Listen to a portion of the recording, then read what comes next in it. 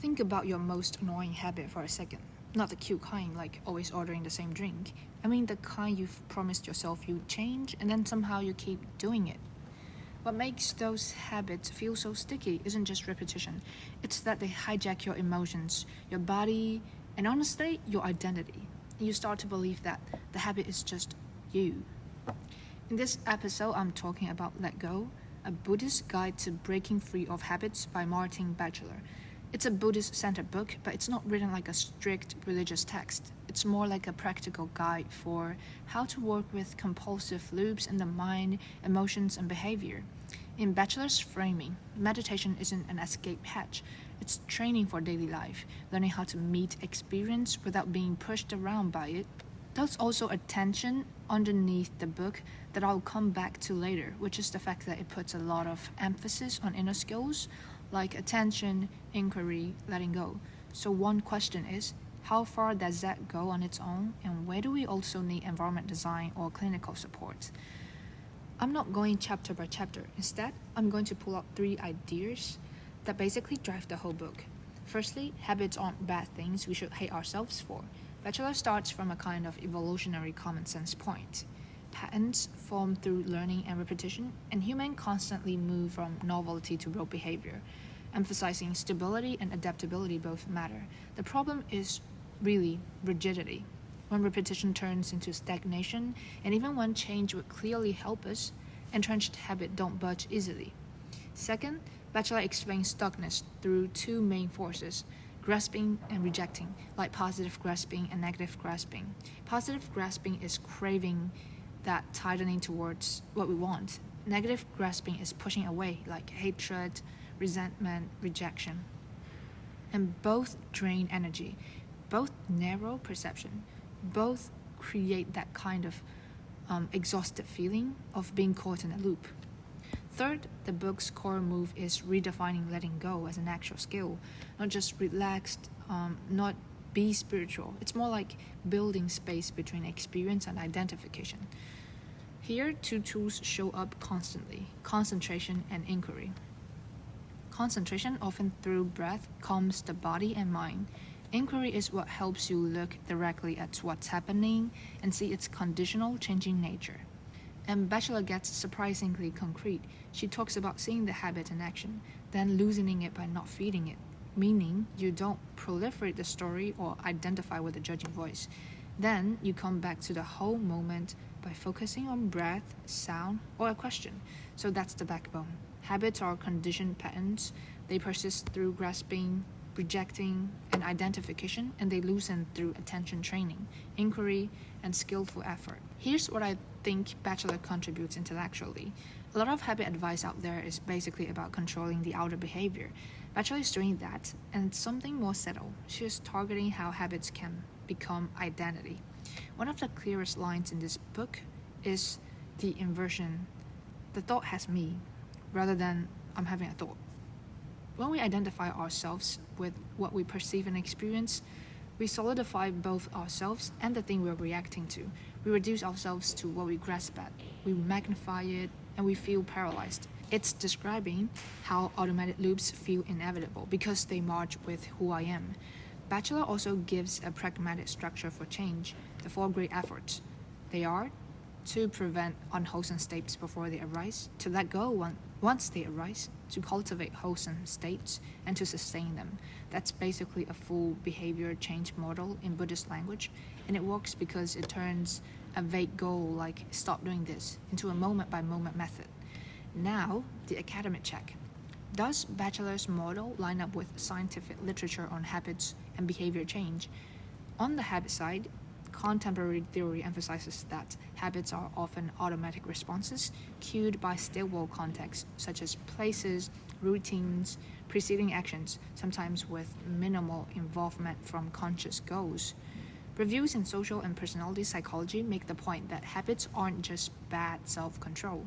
They are learned cue response links that keep firing when the cue shows up. That matches Batchelor's insistence that timing matters.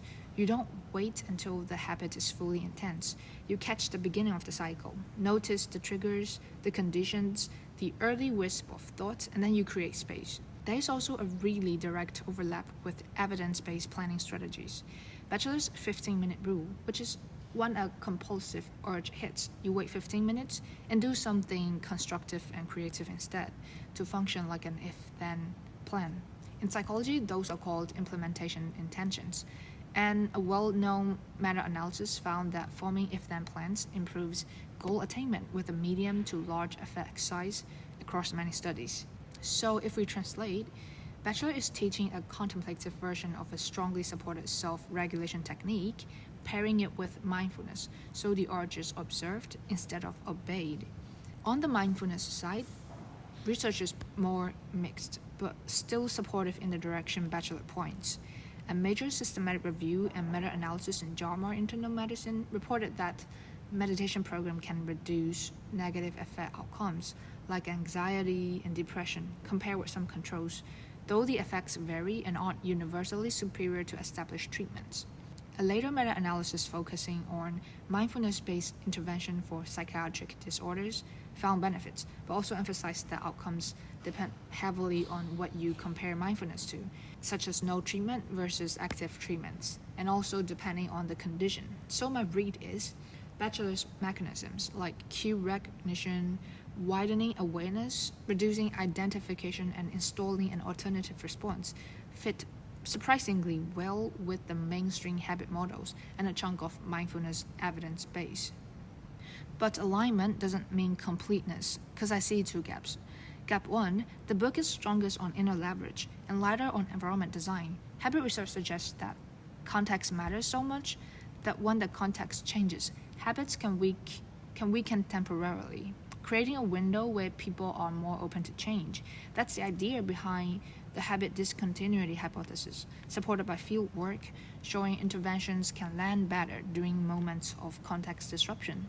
Batchelor does talk about triggers and conditions, but she doesn't spend much time on the practical science of reshaping cues, such as building friction around temptations, changing work settings, structuring social accountability, things that reduce reliance on sheer inner effort. And gap number 2, mindfulness and meditation are not a universal tool for everyone in every situation. There's a serious scientific conversation right now about overselling mindfulness. One rightly cited critical review from PubMed warns that mindfulness research has definitional problems and methodological limitations, and that hype can lead consumers to be misled. And there's also safety. Systematic work on meditation-related adverse events argues that negative effects do occur, sometimes mild, sometimes impairing, and that we need clearer reporting, screening, and guidance. To be fair, Batchelor isn't pretending medicine is useless. She talks about collaborating with doctors and recognizing the body's limits, and she acknowledges habits can entangle with stress and physical strain. But I do think the book would be so much stronger with a clearer decision tree for readers. When is contemplative practice enough? When is it supportive but not sufficient? And when should you seek professional help? And before I wrap up, I want to bring in a part of the book that surprised me in a good way, the chapter on love and compassion. Batchelor draws a sharp distinction between what she calls impatient compassion and something closer to unconditional commitment. Impatient compassion is compassion with an invisible contract, like, I'll help you and you'll change and you'll also appreciate me for it. When that doesn't happen, you feel shortchanged or offended.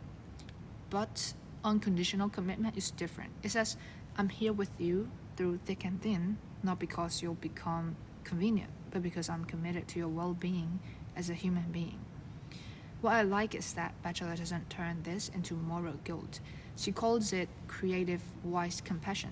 Compassion that's given freely because there's a need and it's in our power to help, not because we require gratitude as payment. And she's very clear that compassion doesn't mean condoning harmful behavior. You can have compassion for the person and still refuse unethical or hurtful actions. Then there's this relational habit that hit me, which is closing off. When we close off, we stop meeting the person in front of us and keep relating to a frozen image from the past. And the longer we keep that past image as the real person, the harder genuine reconnection becomes later. That's basically the habit mechanism, just applied to love. the cue appears, the old storyline loads, and suddenly you're not in the present relationship anymore, you're inside your internal archive. So what's the key takeaway here? Why does this book matter outside a meditation cushion? For me, the book is persuasive because it treats letting go as active.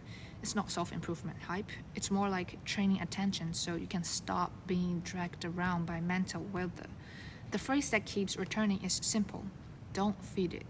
As long as attention is feeding the loop, like mentally rehearsing, arguing inwardly, believing every thought, then the habit is gonna grow. When you stop feeding it, you don't magically delete the feelings, but you remove the fuel.